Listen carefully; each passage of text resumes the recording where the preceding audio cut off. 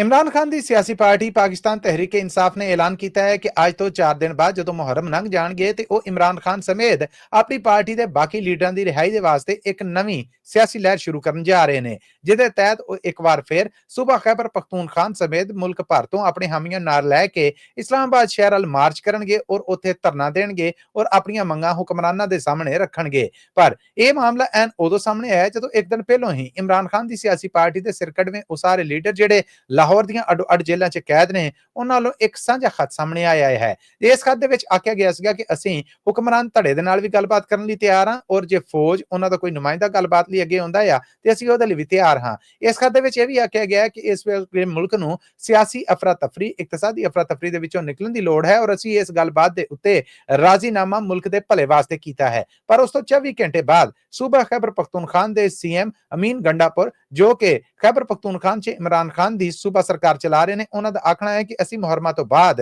ਹੁਣ ਤਾਜ਼ਾ ਸਿਆਸੀ ਲਹਿਰ ਸ਼ੁਰੂ ਕਰ ਰਹੇ ਹਾਂ। ਅਸੀਂ ਪਹਿਲੇ ਤਰ੍ਹਾਂ ਨਿਹੱਥੇ ਨਹੀਂ ਆਵਾਂਗੇ ਕਿ ਗੋਲੀਆਂ ਖਾ ਕੇ ਆਪਣੇ ਬੰਦੇ ਮਰਵਾ ਕੇ ਵਾਪਸ ਆ ਜਾਈਏ। ਇਸ ਵਾਰ ਅਸੀਂ ਹਰ ਹਰਬੇ ਦਾ ਜਵਾਬ ਉਸੇ ਤਰ੍ਹਾਂ ਦਾਂਗੇ ਜਿੱਦਾਂ ਸਾਡੇ ਨਾਲ ਵਾਪਰਿਆ ਗਿਆ। ਨਾਲ ਹੀ ਉਹਨਾਂ ਨੇ ਫੈਡਰਲ ਸਰਕਾਰ ਨੂੰ ਧਮਕੀ ਦਿੱਤੀ ਕਿ ਮੇਰੀ ਸਰਕਾਰ ਡੇ ਕੇ ਵਹਾਓ, ਇੱਟ ਨਾ ਇੱਟ ਵਜਾ ਦਾਂਗਾ। ਯਾਦ ਰਵੇ ਕਿ ਅਮੀਨ ਗੰਡਾਪੁਰ ਹੋਣਾ ਦੇ ਇਸ ਬਿਆਨ ਔਰ ਲਲਕਾਰ ਤੋਂ ਬਾਅਦ ਪਾਕਿਸਤਾਨ ਦੀ ਫੈਡਰਲ ਸਰਕਾਰ ਦੇ ਨੁਮਾਇੰਦਿਆਂ ਨੇ ਵੀ ਆਖਿਆ ਹੈ ਕਿ ਅਸੀਂ ਉਹਨਾਂ ਨੂੰ ਆਉਣ ਤੇ ਜੀ ਆਇਆਂ ਨੂੰ ਕਹਾਂਗੇ। ਤਲਾਲ ਚੌਧਰੀ ਜਿਹੜੇ ਫੈਡਰਲ ਮਿਨਿਸਟਰ ਨੇ, ਉਹਨਾਂ ਦਾ ਆਖਣਾ ਹੈ ਕਿ ਅਸੀਂ ਪਹਿਲੇ ਨਾਲੋਂ ਕਰਾਰੇ ਜਵਾਬ ਦੀ ਤਿਆਰੀ ਕਰਕੇ ਬੈਠੇ ਹਾਂ।